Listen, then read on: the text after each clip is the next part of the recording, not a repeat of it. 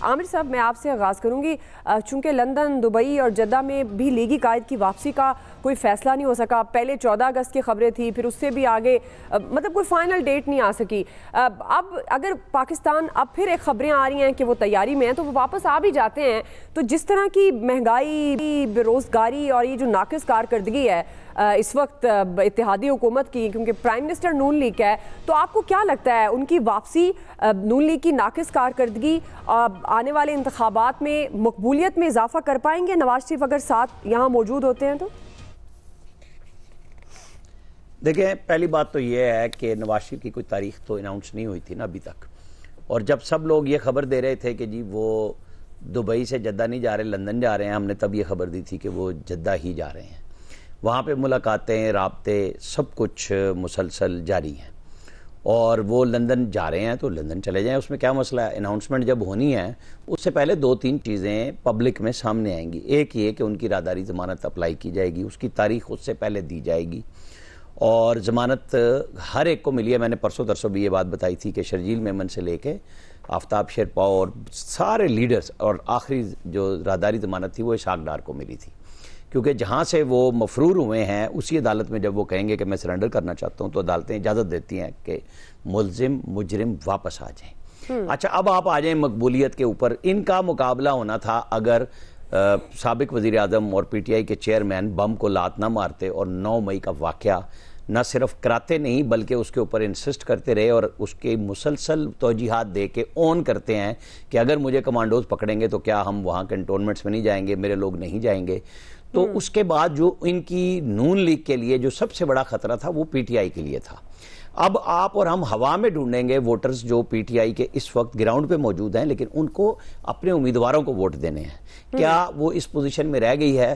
جہاں ان کی کارکردگی کے اوپر اگر ہم 13 مہینے کی بات کرتے ہیں تو الیکشن کا ماحول ہوگا جب 9.5 سال کے پی میں اور 3.25 سال وفاق میں جس نے حکومت کی تھی اس نے کیا کیا تھا، اور جو دنیا بھر میں معاہدے توڑ کے گئی تھی پی ٹی آئی اور اس کے وزیر اعظم، جس کا خمیازہ آئی ایم ایف نے بھی بھگتا، پی ڈی ایم بھگتے گی الیکشن کے دوران. ان کو اس کا یقیناً نقصان بہت زیادہ ہوتا اگر پی ٹی آئی اپنی اصل صورت میں موجود ہوتی، جو کہ مجھے بالکل نظر نہیں آ رہی. اب آج جو توشہ خانہ کیس میں ہوا ہے، کل زیادہ سے زیادہ خواجہ حارث یہ درخواست دے سکتے ہیں کہ ہم اس کو نہیں مانتے، ہماری پہلے وہ بریت کی درخواست دے سکتے ہیں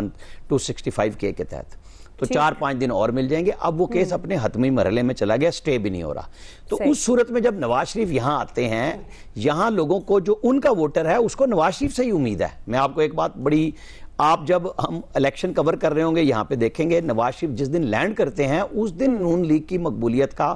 فیصلہ ہو جائے گا. انہوں نے پی ٹی آئی کے ووٹر کو نہیں ووٹ لینا، انہوں نے ووٹ لینا ہے اپنے اس ناراض ووٹر سے جو اس وقت مہنگائی کے ہاتھوں تنگ ہے، اس حکومت کی جس کے اوپر آپ نے کارکردگی کے اوپر تبصرہ کیا اس سے تنگ ہے. کیا وہ واپس اس کے آنے کے اوپر اٹریکٹ کرتا ہے؟ اور وہ کرتا ہے تو پھر مقابلے میں تو کوئی پارٹی نہیں ہے. آپ یہ بات ذہن میں رکھ لیں، جب نواز شریف میدان میں موجود ہوگا چاہے خان صاحب ہی موجود ہوں مقابلہ بڑا سخت ہوگا، اور ادروائز تو مقابلہ بھی نہیں ہوگا. جی ایاز صاحب، آپ کس طرح سے دیکھتے ہیں؟ آپ کو لگتا ہے مقابلہ سخت ہوگا؟ لیکن ظاہر ہے لوگ اس وقت بڑے تپے ہیں، اگر جا کر آپ دیکھیں جس قدر مہنگائی ہے. آپ ڈال لیں پچھلی حکومت پر، لیکن جو موجودہ حکومت ہوتی ہے ذمہ دار وہی ہوتی ہے، چاہے وہ 6 ماہ کی ہو چاہے وہ 1 سال کی ہو. نہیں، میں دوسری بات سے اتفاق کرتا ہوں کہ مقابلہ ہوگا ہی نہیں. اس کی وجہ یہ کہ مقابلہ تو مہنگائی سے ہونا نا، وہ اللہ کے فضل سے اتنی ہے کہ کوئی مقابلہ ہی نہیں ہے. لوگوں کے سینٹیمنٹس آپ ذرا جا کے باہر عام آدمی سے بات کر کے دیکھیں، آپ کو پتہ چلے گا کہ وہ کتنا خوش ہے اسپیشلی نون لیگ سے. اس کی وجہ یہ کہ 13 جماعتوں کی آپ دعویٰ کر رہے ہیں حکومت تھی، لیکن وہ نظر سامنے نون لیگ آ رہی ہے کہ جی نون لیگ کی حکومت تھی. مین وزارتیں بڑے مہارت سے زرداری صاحب نے ان کو دے دی، اور اس کے بعد بھگتنا بھی ظاہر ہے ان کو پڑے گا. مجھے سچی بات ہے دعا، پہلے شاید ہوتا کہ نواز شریف صاحب کے آنے سے فرق پڑتا، مجھے اس آج کی ڈیٹ تک مجھے فرق پڑتا نظر نہیں آ رہا نواز شریف صاحب کے آنے سے بھی،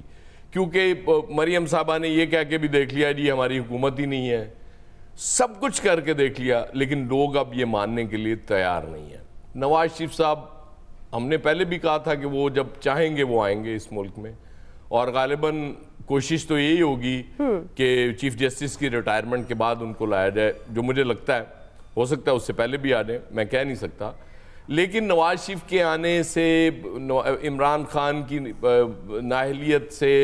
الیکشن میں حصہ نہ لینے سے زیادہ امپورٹنٹ چیز جو میرے خیال میں اس وقت ہے،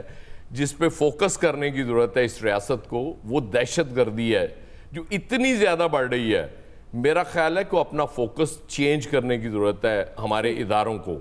یہ بہت ہو گیا، آپ نے کر لیا، میرا خیال ہے اب کیا رہ گیا؟ عمران خان کی نااہلی رہ گئی ہے نا، باقی تو سب کچھ ہو گیا ہے نا اس پارٹی کے ساتھ،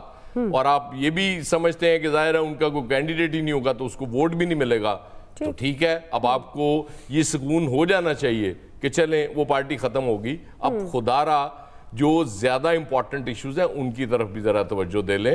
یہ دہشت گردی کے واقعات اتنے زیادہ بڑھ گئے ہیں کہ تشویش ہونا شروع ہو گئی ہے، اگر اس کو اس سٹیج پہ بھی اس کو نہ روکا گیا تو خدا نہ خواستہ یہ بہت زیادہ نہ بڑھ جائے، پھر مسائل میں اتنا اضافہ ہو جائے گا کہ وہ سنبھالنا بعض دفعہ مشکل ہو جاتا ہے۔